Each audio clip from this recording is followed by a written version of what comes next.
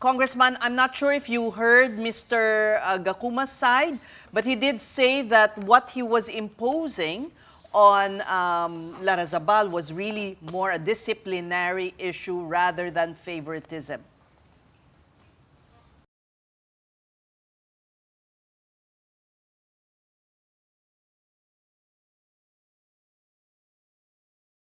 Alam mo, si Alexa, qualified, competed, and became number one sa team kaya siya napasama.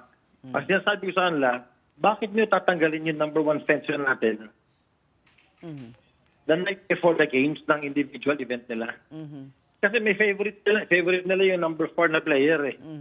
No? Ang nangyari na test, hindi nila gusto na yung mga taga-Ormoc na athlete nakapasok sa national team.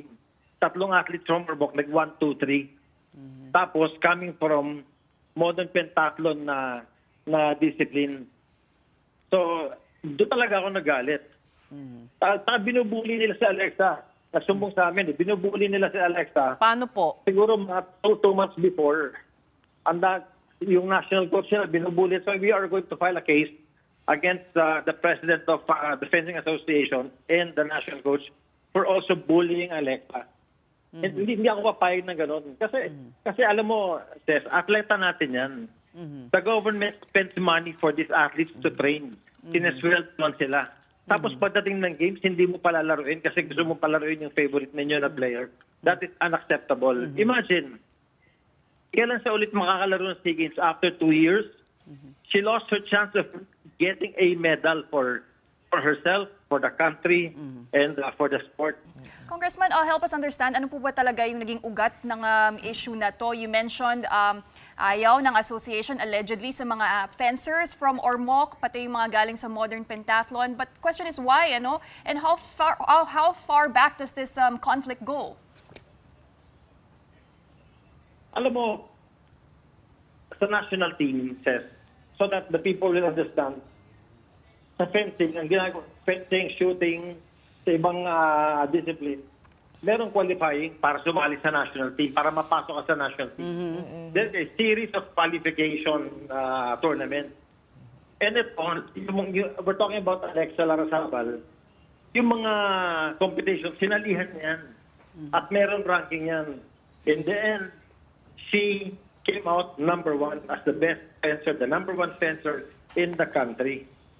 Kaya sila yung pinapadala sa Southeast Asian Games. Ako, I've been a fencer for so many years. Ganyan yung palakaran namin. Pag number 1 saka number 2 ka, lalo na pag number 1 ka, hindi ka pinapadala, hindi ka inaalis. So yung sinasabi nila na si Alexa daw hindi nagte-training. Kalokohan yun because she goes to Ormoc eh. Sa Ormoc, maganda yung training, maganda yung fencing program namin doon. And Bakit ito true? Ito sana maintindihan ninyo, Tess. Okay. Imagine this, ha. Hindi nila pinatapos si Alexa. Ang nilagay nila yung favorite nila na number 4 player. Talo rin Okay. sa individual. Tapos ito pa, today ang team event nila. Pinalaro nila ngayon si Alexa. Pero yung supposed to be na pinalaro nila number 4, hindi nila pinalaro. Kung talagang galing yung fencer nila, bakit hindi nila pinalaro today? I think, sir, there's no issue naman no, whether or not talented si Miss Alexa Larrazabal. I think even the other camp, they agree that she's very talented. The issue is that they brought up certain specifics. One, yung non-compliance, meron daw handbook kasi. She missed 2 international events, supposedly, and also na hindi niya na-submit yung mga travel documents niya in time to go to the training in Incheon, Korea. Can you confirm or rebut that? Si Alexa Larrazabal says, is in med school. Nag-aaral to maging doktor. Ngayon, yung trip na yan, tapos na naman yung qualification eh. She's already training on her own. Just like my daughter Juliana, she's in Korea. She was training there. Yung dalawang fencers na lalaki, nasa Spain isa, yung isa nagpunta rin ng Korea, nagtitraining. Hindi lahat nasa Pilipinas para mag-training. Bakit sila umaalis ng Pilipinas? Because pangit ang training program ng fencing ngayon. And these people who goes to other countries, sila mismo ang gumagastos, nagpupursige sila because they want to win a medal in the SEA Games. Yun ang Right, sinasabi but- ko, that is the whole point. Right, but it Hindi seems nila kaya, na... hindi nila, no, listen. Hindi nila Okay. kayang talunin si Alexa. Kahit anong baliktad ang gawin nila, hindi nila kayang talunin si Alexa.